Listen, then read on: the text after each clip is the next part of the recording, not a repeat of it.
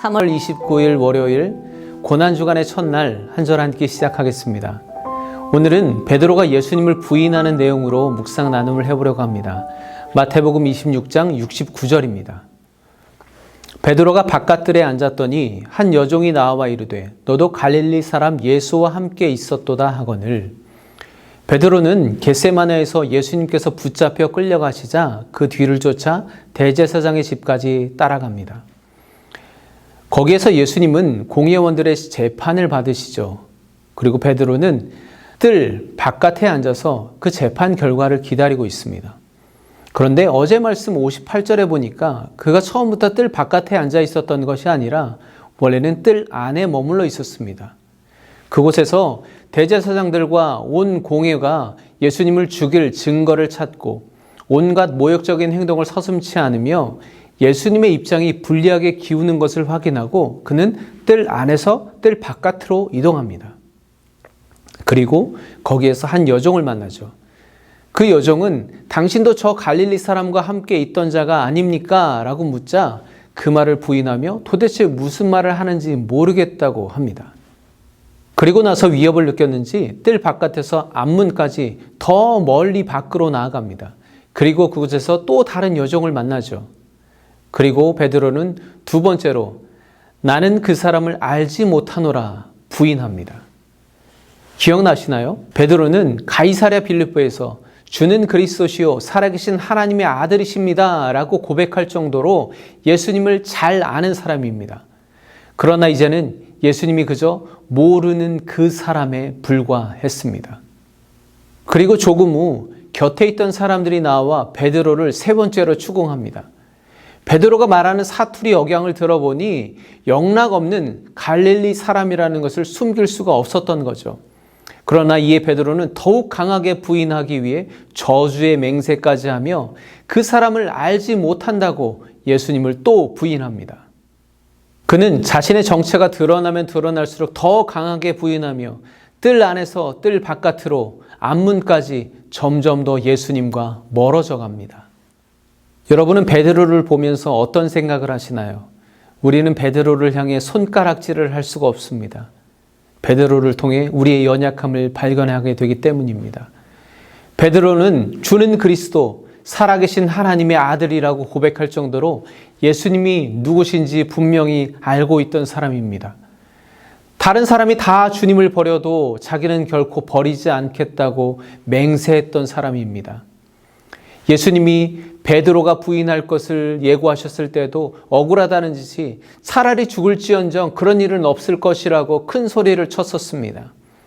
베드로는 누구보다 자신감이 있었습니다. 적어도 그 순간에는 감정이 충만했고 의지도 확고했고 진심이었습니다. 여러분, 우리가 은혜 받고 감정이 충만해서 우리가 할 수 있는 모든 것으로 하나님께 영광을 올려드리며 찬양한다고 해도 어느 순간 베드로처럼 무너져 버릴지 모릅니다. 우리가 과거에 얼마나 주의 일에 헌신하며 열심히 신앙생활을 했는지가 지금 나의 믿음을 보장해 주지 않는다는 것입니다. 베드로의 확신에 넘쳤던 그 믿음은 어디로 갔을까요?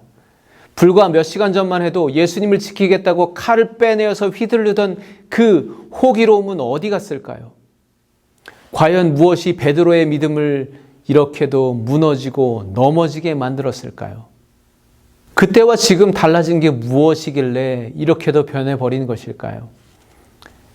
예수님이 옆에 있을 때는 늘 당당하고 용감했던 베드로의 모습은 온데간데 없이 사라져버렸습니다. 베드로는 예수님과 멀어진 그곳에서 만난 한 여종의 한마디에도 속절없이 무너져버리고 맙니다. 당장이라도 죽음을 불사할 것 같던 그가 이제는 어떻게든 살기 위해서 거짓 맹세와 저주를 늘어놓으며 비굴한 모습을 보이고 있습니다. 여러분, 그러나 예수님은 제자들을 버리지 않으셨습니다. 끝까지 사랑하셨습니다. 한 사람도 잃지 않고자 하셨습니다. 일어나 함께 가자고 하십니다. 그러나 제자들은 예수님을 버리고 모두 도망했습니다. 뜰 안에서 바깥으로, 앞문까지, 그리고 결국은 거짓 맹세와 저주로 예수님을 부인하고 밀어내고 거리를 두며 떠나갑니다. 누가복음에는 베드로가 예수님을 부인하고 있을 때 예수님이 그를 쳐다보셨다고 기록하고 있습니다. 그가 예수님을 거부하고 멀리 도망치려고 하고 있을 때에도 결국 그는 예수님의 눈앞에 있었던 것입니다. 이에 베드로가 예수의 말씀에 닭이 울기 전에 내가 3번 나를 부인하리라 하심이 생각나서 밖에 나가서 심히 통곡하니라. 사랑하는 주님을 주님의 목전에서 부인했다는 사실은 그에게는 도저히 참을 수 없는 수치였을 것입니다. 베드로는 철저히 실패했습니다. 완전히 무너졌습니다. 그러나 그것이 끝일까요? 아닙니다. 베드로는 그제서야 예수님의 말씀이 생각나서 밖으로 나가 통곡합니다. 자기도 모르게 정신없이 본능적으로 예수님을 부인하던 베드로는 닭이 우는 순간 주님의 말씀이 생각났습니다. 자신이 지금 주님을 떠나서 여기까지 와 있는 것을, 무슨 죄를 지었는지를 깨닫게 되었습니다. 그리고 그는 돌아오게 될 것입니다. 우리가 하나님의 말씀과 함께 하지 않으면 언제 어떻게 무너지고 실패하게 될지 모릅니다. 언제 우리의 믿음이 불신이 되고 우리의 고백이 거짓 맹세와 저주로 변질될지 모르는 것입니다. 여러분, 지금 나의 믿음을 너무 믿지 마십시오. 이 믿음은 나의 것이 아니라 하나님께서 주셔야 하는 것입니다. 오늘도 성령을 통해 생각나게 하시는 하나님의 말씀을 붙드시기 바랍니다. 더욱 주님 옆에 꼭 붙어 있어서 십자가를 넘어 부활에 이르기까지 예수님과 동행하시는 고난주간이 되시기를 우리 주님의 이름으로 간절히 축복합니다. 평안하시고 내일 다시 만나 뵙겠습니다. 감사합니다.